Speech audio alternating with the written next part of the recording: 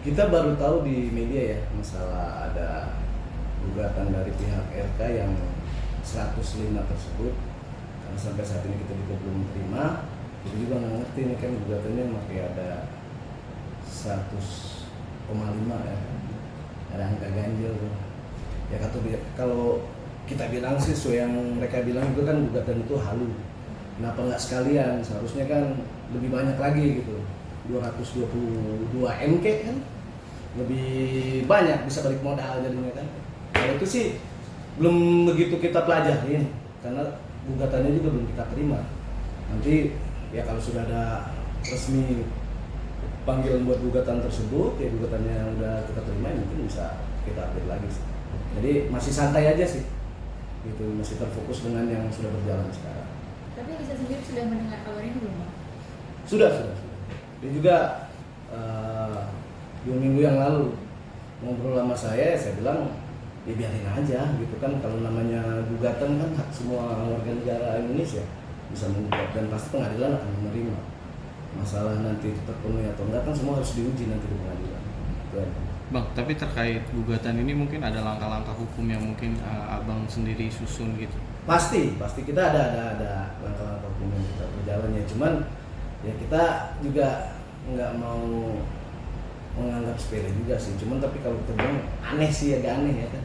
Ya halu lah saya bilang itu, kok yang dirugikan siapa gitu, terus yang digugat siapa gitu kan, terus yang dicemarkan nama baiknya siapa ya kan. Saya rasa sih agak aneh gitu. Toh juga Bapak itu kan sudah bikin berjalan dengan laporan di Barreskrim juga kan, ngapain banyak-banyak gitu. Itu juga ngerti, tapi yang jelas kita pasti akan ada strategi ke depan. Masih santai aja sih. Bang, Lisa sendiri kemarin juga menyebut gugatan itu tuh dugaannya apakah ada pengalihan isu atau sebagainya, tuh klien abang sendiri menyebut seperti itu gimana tuh Bang? Kalau klien saya berbicara itu ya itu kan pengetahuan dia aja ya, dari mulut dia sendiri ya, mungkin karena kan dia juga ketidaktahuan dia ya, dia cuma lihat di media saja ya, jadi dia berbicara padanya gitu. Tapi kalau masalah dari awal perkara yang dibilang ada pengalihan isu apa segala macam, saya rasa sih, saya berpikir enggak lah gitu. Cuman kita maunya sih cepat-cepat supaya apa? Supaya kasus-kasus lain bisa dibuka juga kan. Nggak harus terfokus dengan permasalahan Lisa ini aja kan. Bang, meramaikan gugatan Lisa ini ada pihak ketiga nih, Revelino. Yang mana tuh? Di Bandung, yang menjadi pihak intervensi. Mungkin abang sendiri melihatnya gimana nih, pihak Revelino mengajukan sebagai pihak ketiga? Penumpang gelap, ya kan? Ya itu sih sah-sah aja kan. Seperti saya bilang bahwa pengadilan pasti akan menerima mau dia gugatan, intervensi. Cuman saya bingung gitu kan, mau ngapain ini kan penumpang gelap ini ikutan gitu kan. Apa yang dia menjadi kaitan antara gugatan kita dengan RK gitu. Kalau bicara intervensi kan ada kerugian yang juga diikut sertakan di situ. Ya nanti kita lihatin aja, karena tanggal 30 kan baru ikut semua nanti. Ya mudah-mudahan sih bisa out sih, itu aja sih. Biar nanti pengadilan aja berproses kalau itu. Jadi nggak terlalu kita pikirkan kalau itu. Mungkin ya penumpang gelap yang mau gimana lagi lah. Bang, tapi secara tidak langsung kan dengan adanya Revelino sendiri masuk ke pihak intervensi itu kan menguatkan RK sendiri Bang. Berdiri masing-masing sih kalau menurut saya. Kalau bicara menguatkan berarti kan ada konsorsium dong mereka kan gitu. Tapi kalau menurut saya sih masih berdiri dengan masing-masing. Cuman ya nggak tahu fungsinya dia apa gitu. Saya rasa sih salah caranya dia gitu. Nggak berwibawa gitu kan, ngapain dia harus intervensi. Coba berpikir sendiri dengan langkah sendiri gitu.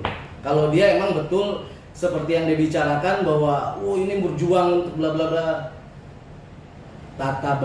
tata bicaranya ditata dulu dan banyak bertobat aja sih, itu aja sih. Bang, tapi pihak RA mengajukan gugatan tersebut karena menurut mereka nggak ada bukti yang secara hukum. Pihak siapa? Pihak RA. Nggak ada bukti secara hukum dari apa yang disampaikan bisa ke publik itu terkait hubungan gitu. Gimana menurut ini? Itu kan pendapat dari pihak kuasa hukumnya ataupun pihak RK sendiri. Nggak mungkin kita berjalan dari awal itu kalau kita tidak mempunyai bukti kuat gitu. Nggak cuma ngasal juga gitu. Kalau misalnya pendapat asumsi dia, ya terserah sih gitu kan. Kita lagi bertarung di pengadilan. Sekarang saya berbicara di sini bukan permasalahan misalnya tes DNA. Anak tersebut kan harus tes DNA muaranya gitu untuk menentukan bahwa itu anak Eka atau bukan. Tapi perbuatan yang sedang terjadi ini kan sudah ada. Apakah layak seorang pejabat publik bertemu dengan klien kami dalam hal apa? Kan itu aja. Masalah dia misalnya terjadi apa-apa ya hanya dia dan Tuhan yang tahu ke depannya. Itu yang harus lagi diuji semua maupun di pidananya ataupun di perdatanya. Gitu. Jadi saya nggak terlalu ini banget sih kalau kesimpulan.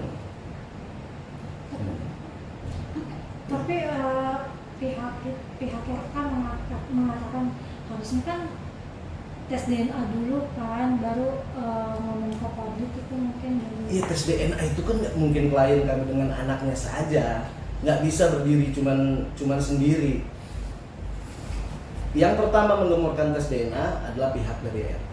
Kita siap, klien kami siap untuk tes DNA. Kalau mau ya udah ini yang keterkaitan ini udah selesai dari kemarin. Kalau misalnya dari pihak RK ataupun klien kami dengan anaknya klien kami mau nih tanpa perlu harus ada acara laporan di Bareskrim, ada gugatan yang kami buat, nggak bakal sepanjang ini ceritanya. Mungkin udah ketahuan di situ. Kalau emang tujuannya mencari kebenaran, di sini kan masih ceritanya kan namanya dicemarbaikan lah atau apa segala macam ya kan, tapi yang pihak sana aja nggak ada kemunculan yang jelas gitu loh. Selalu pihak kuasa hukum yang berbicara kan itu aja.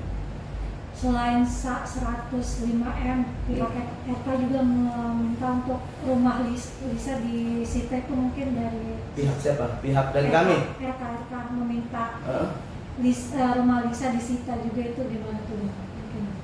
Ah itu juga saya bingung nih. Ini kan replika dari kita awal, gugatan kita hampir sama nih. Makanya kan saya bilang 105 kenapa ganjil, sekalian gede aja kan.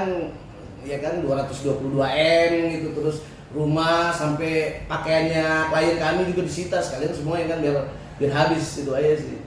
Jadi ya semua harus biar berjalan dan diuji aja ke depan sih. Jadi nggak begitu kita khawatirkan atau tidak pusingkan.